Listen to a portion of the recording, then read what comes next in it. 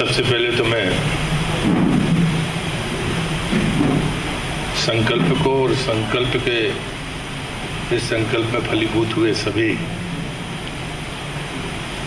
उस युवा पीढ़ी को तो देश की आज़ादी के 100 वर्ष देखेगी और उस समय वो अपनी एक महती भूमिका अदा कर रहे होंगे, ऐसे युवा पीढ़ी को मैं हृदय से बधाई देता हूँ। आज हम सबका सौभाग्य है कि इस कार्यक्रम में जो मुख्य वक्ता के रूप में जिनका हमें मार्गदर्शन मिलेगा, आदरणीय डॉक्टर कृष्ण गोपाल जी, हमारे संकल्प के प्रमुख संस्थापक सम्मानीय संतोष तनेजा जी, सम्मानीय ओम प्रकाश गुप्ता जी, सम्मानीय आर्यन पारोसर साहब,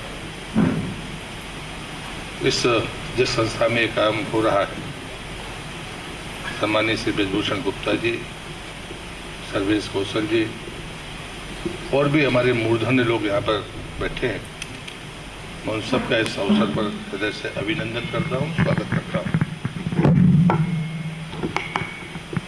मुझे लंबी बात नहीं कहनी है, लेकिन एक बात मैं जरूर जिम्मेदारी के साथ कह सकता हूँ कि जो बात मैंने शुरुआत में आपसे कही है, मंच पर बैठा हुआ कोई व्यक्ति हो, आप स्वयं हो या आपके अभिभावक हो, क्योंकि उनने ही आपको बनाने की जो जद्दोजहद की है, वो सब तब खुश होंगे जब आप इस यात्रा में पूरी ईमानदारी के साथ अपनी ऊंचाइयां छुएंगे। मैं 3 प्रकार के लोगों को जानता हूं। मैं आदर्श व्यक्ति नहीं हूं और ये बात मैं कह सकता हूं क्योंकि मैं नर्मदा का परिक्रमावासी हूं, इसलिए अहंकार से हटकर कह सकता हूं और इसलिए मेरा आकलन में कोई कमी हो सकती है, लेकिन जितना मेरा अनुभव है, जिस कम आयु से मैं संसद में हूं, आपकी जो उम्र है उस उम्र से मैं पार्लियामेंट में आ गया था, तो मैं देखता हूँ 3 प्रकार के लोग लिखते हैं। एक वो विकास का मेघा है, क्षमता है, अवसर है, लेकिन उनको किसी परीक्षा में बैठने का मन नहीं है, उन्हें संकल्प लिया है। ऐसे व्यक्ति मंच पर हैं और इसलिए मुझे लगता है कि हमें अपनी अवसर का, अपनी क्षमता का, योग्यता का अहंकार नहीं होना चाहिए। पहले तो उसके बारे में जरूर समझ कर चलिए। दूसरी पीढ़ी में हम लोग आते हैं, आप हो या हम हो, जिनके पास में कुछ मन में संकल्प रहा होगा, कोई अभी भी संकल्प है जो आगे हमें पूरा करना चाहते हैं, लेकिन हम परिणाम को देखने वाले लोग हैं, इसलिए हमने परीक्षा दी। ये ऐसे लोग हैं जिनने परीक्षा नहीं दी, ये परीक्षा देकर सफल हो सकते हैं, लेकिन ने तय किया कि जो भी सफलता है वो देश की है या दुनिया की है, वसुधैव कुटुंबकम का जो भाव है, उसने ऐसे लोगों को पैदा किया है जिनने इस तमाम योग्यता और अवसर के बावजूद भी किसी परीक्षा में शामिल होना स्वीकार नहीं किया। ये अपनी विफलता पर भी गर्व इसलिए करते हैं जब समाज का भला होता है, लेकिन हम ऐसे लोग हैं जो ये मानकर चलते हैं कि इसी पद से, किसी उत्तरदायित्व से, किसी अवसर मिलने से हम कुछ बेहतर काम कर पाएंगे। पीढ़ी वही है, चाहे मैं हूँ चाहे आप बैठे हुए लोग हैं। और इसलिए तीसरे उन लोगों के बारे में कहता हूँ जो बात संतोष जी ने कही कि जीवन की ये परीक्षा पहली परीक्षा और अंतिम परीक्षा नहीं है। आप लोगों से अलग है, इसमें कोई दो मत नहीं, लेकिन मेरे गुरुदेव मुझसे कहते थे कि अगर आप 10वीं का एग्जाम देना चाहते हो और 7वीं का प्रश्न पत्र चाहोगे तो ऐसा नहीं हो सकता। अब आपकी जो श्रेणी है उसकी कठिन परीक्षा शुरू होगी। लोग कहते हैं ये सफलता है, मैं सफलता नहीं मानता। जब कोई सार्वजनिक जीवन में व्यक्ति जाता है, चाहे वो जनता के निर्वाचन से जाए या हम अपने किसी दूसरी परीक्षा के माध्यम से जाएं, उसकी पहली परीक्षा होती है वो। जब उससे ऊपर की श्रेणी पर वो जाता है तो परीक्षा लेने वाले लोग ज़्यादा कठोर होते हैं। आध्यात्मिक की व्यवस्था में सिद्ध बनना आसान होता है, कहते उसकी आगे वाली पीढ़ी पे जाना कठिन होता है, क्योंकि जो नीचे आपकी पंक्ति में खड़े हुए लोग हैं वो आपकी योग्यता वाले लोग हैं।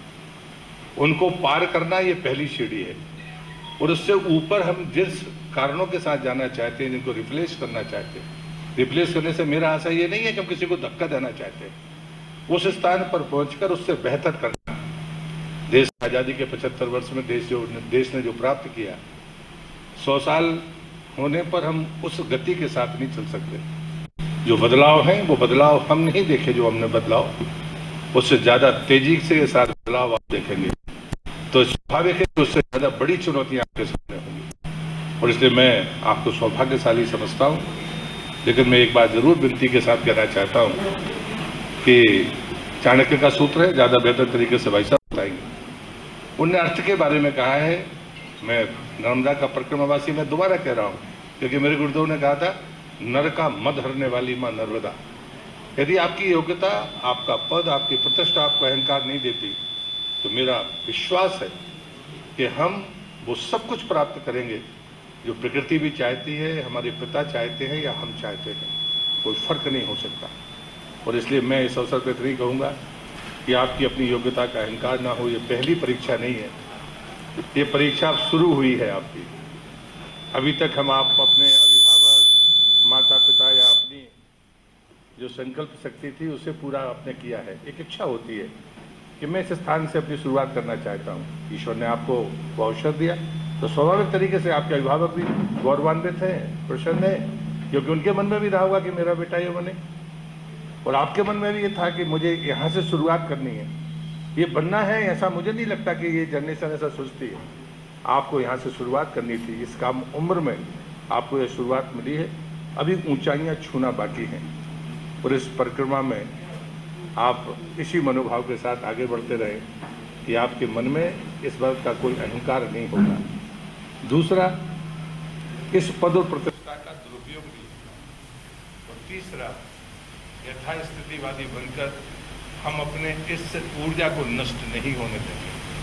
जैसे अर्थ के बारे में कहा गया कि वो बिना उपयोग किए अगर नष्ट हो जाए तो इसका मतलब है कि जिसके पास है वो व्यर्थ है। अगर अर्थ का मद हो तो मुश्किल है, उसका दुरुपयोग हो तो कठिन है, और उसका उपयोग हुए बगैर नष्ट हो जाए तो कठिन है। शायद ये बात आप पर लागू होती है।